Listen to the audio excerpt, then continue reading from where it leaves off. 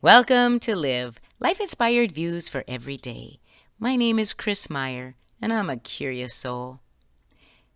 It happened a long time ago in Toledo, Ohio. We were on our way home from vacation, and in the middle of the night, someone broke into our car, stealing all our kids' souvenirs and other treasures. We wanted to make sure the kids were able to heal from the violation of being robbed. On the way home, with a plastic covering the passenger window, I was reading the book All I Need to Know I Learned in Kindergarten by Robert Fulghum. There was a story in the book about someone who believed there had to be more good people in the world than bad.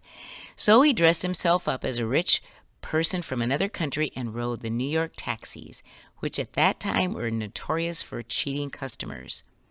Out of 37 taxi drivers, only 2 cheated him. Most of the time, they would say, "Hey, buddy, you don't need a taxi. Just walk down 2 blocks and over one."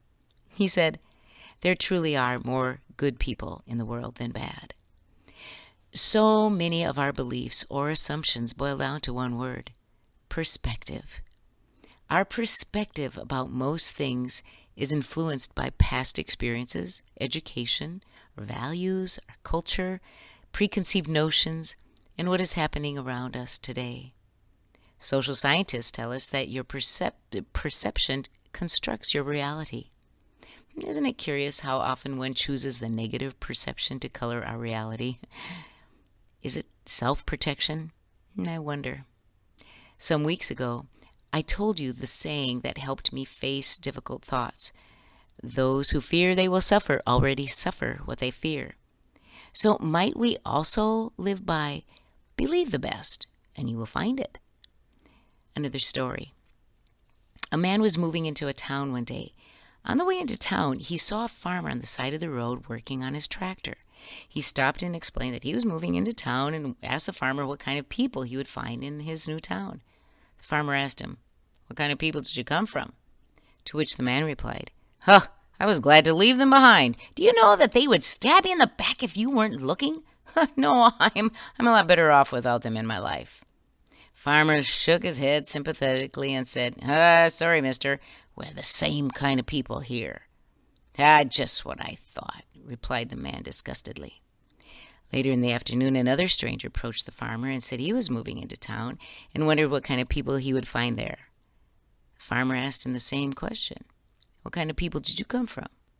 This man replied, "Oh, man, I hated to leave them. You couldn't find better friends. Why, do you know that they would give you the shirt off their back if you needed it?" "Well," replied the farmer heartily, "you are in luck. We have the same kind of people here." "Just what I thought," replied the man happily, and he strode confidently up the road into town. So what do you look for first? What do you allow to shape your perspective?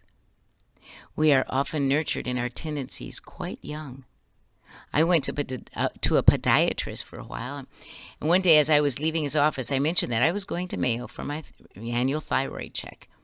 I was excited because I'm an EMT and I love medical procedures. The doctor looked at me and he said, "You always look for the best in things, don't you?" I said, "I guess I do." And he replied, "My father told me I always look for the worst in things." I thought, a continuum. One at the end that says they look for the best in things, and at the other end, the one who says they look for the worst in things.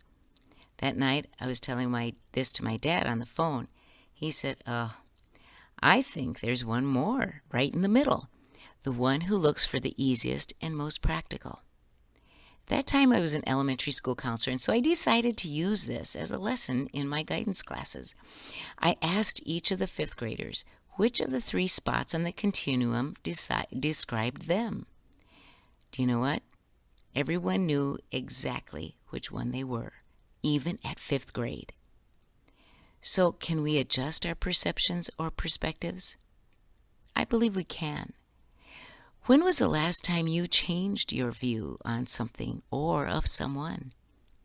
The 3 hardest words are often, "I was wrong."